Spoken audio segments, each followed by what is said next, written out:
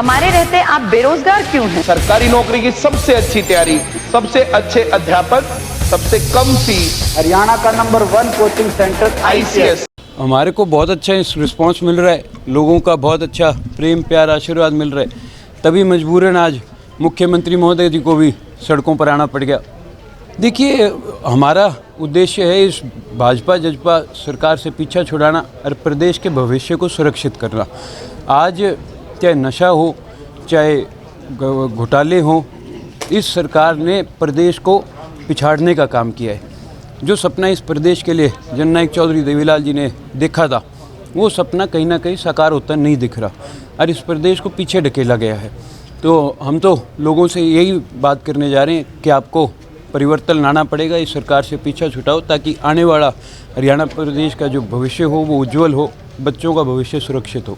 अभी तो एक बार पूरा फोकस यात्रा में और लोगों के साथ जनसंपर्क में है, उसके बाद आगे क्या चुनावों के लिए फैसले होंगे वो तो पार्टी हाईकमान लेगी और किस तरह से आगे करना है, पर हमारा अभी जो मकसद है वो लोगों के साथ जनसंपर्क बनाना है। यात्रा के दौरान किस तरह की ज़्यादा समस्याएं सामने आई? हर जगह की, जैसे मैंने कहा, अलग अलग समस्या है। मेवात में सबसे ज़्यादा पीने के पानी की समस्या थी, वहाँ पे स्कूलों में टीचर नहीं है, डॉक्टर्स नहीं है हॉस्पिटल में, और सड़कों का तो बहुत बुरा हाल है गाँव में। हर इलाके की अपनी अलग अलग समस्या है, उस सब की जानकारी हम ले रहे हैं और 6 तारीख के बाद हम, जब ये पहला फेज़ ख़त्म हो जाएगा, उसके बाद हम इस सब को लिखित तौर पर सरकार को देने का काम करेंगे। पिछले दिनों अभय सिंह चौटाला जी का बयान आया था कि जेजेपी और बीजेपी को सत्ता से बाहर करने के लिए किसी भी दल से गठबंधन कर सकते हैं, भले ही वो कांग्रेस क्यों ना हो। लेकिन उन्होंने ये भी कहा था कि सरकार अपने दम पे बनाएंगे। और बात की जाए तो जैसे राहुल गांधी पर कार्रवाई हुई, संसद से सदस्यता खत्म। देखिए, पहले ये काम कांग्रेस ने शुरू किया था, आज बीजेपी ये काम कर रही है। मैं नहीं मानता किसी राजनीतिक दल को ऐसे काम करने चाहिए। आपको अगर लोग सत्ता में बिठाते हैं तो आप लोगों के हित के काम करें, अपने विपक्ष को कमज़ोर ना करें। हमारे साथ भी ये चीज़ हुई थी जब चौधरी ओम प्रकाश चौटाला जी को 10 साल की सज़ा सुनाई गई, और उसके बावजूद जब उन्होंने 10 साल की पूरी कर ली तब भी ये गंदा खेल खेला गया। एक दूसरे मुकदमे में फिर उनको 4 साल की सज़ा कर दी गई, वो तो कोर्ट से हमारे को रिलीव मिल गया। लेकिन मैं तो यही बात कहूँ आपके माध्यम से कि सरकार, राजनीतिक पार्टियों को ये गंदे खेल नहीं खेलने चाहिए।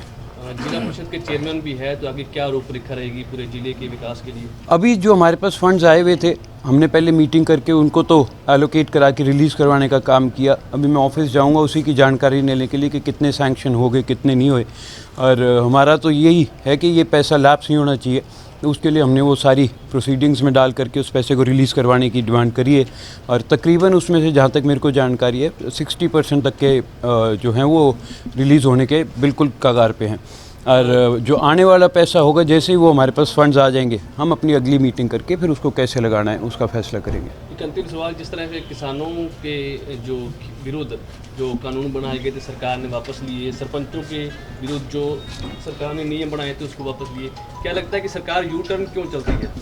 देखिए, पहली बात तो जब ये कानून बनाते हैं बिना सोचे समझे बना देते हैं।